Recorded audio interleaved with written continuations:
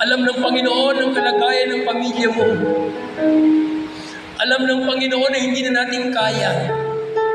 Alam niyang nahihirapan na tayo. Alam niya na kailangan mo ang tulong niya.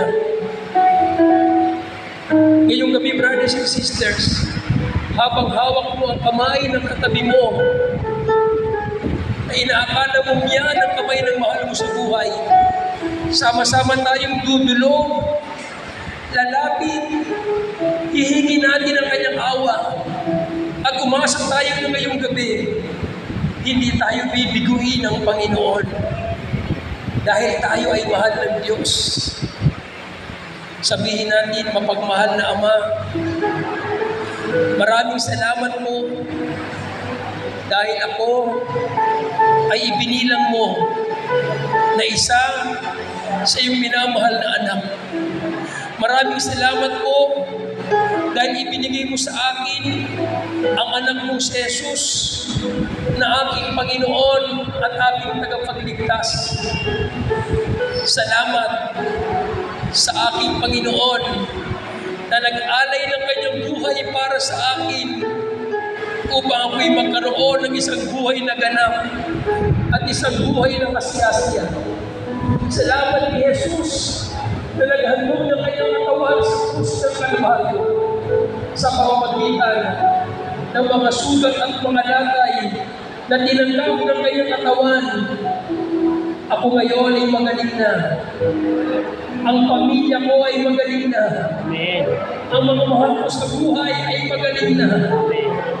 Panginoong Jesucristo, ngayong gabi ako'y nagpapakumbaba sa iyong harapan. Humihingi ako ng tawad sa lahat kong kasalanan na nagawa ko sa iyo sa aking sarili at sa aking kapwa-tao. Ngayong gabi, Panginoon, inapayagan kita na pagpalain mo ako. Inapayagan kita na katagpuin mo ang pangangailangan ko sa ngalan ni Jesus. Ngayon, itaas ang kamay, bitawan ang kamay ng katabi. Tumingala ka sa itaas. Sabihin mo ngayon sa Panginoon yung ibig niyang gawin sa iyo. Yung ibig niyang ibigay niya sa iyo ngayong gabi. Sabi ng tao may eto, Panginoon, ibig po ninyo, ako'y inyong mapagagaling. Yung pinakamatagal mo ng kahilingan na lagi mong sinasabi sa Kanya pero hindi pa dumarating ang katugunan. Ngayong gabi sabihin mo yan. Sabihin mo yan sa Panginoon. Kung kaya mo isigaw mo yan sa Panginoon. Huwag kang mahiya sa iyong katabi. Dahil ang katabi mo rin ay kailangan niya ang Panginoon. Sabihin mo ngayon sa Panginoon yung ibig niyang gawin sa iyo. Sabi ni Jesus sa taong may ito, ibig ko bumaling ka.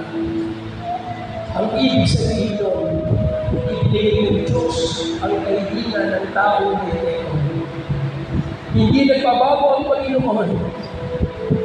Siya ang Diyos noon, siya ang Diyos ngayon sa ating kalagitnaan. At ngayong gabi,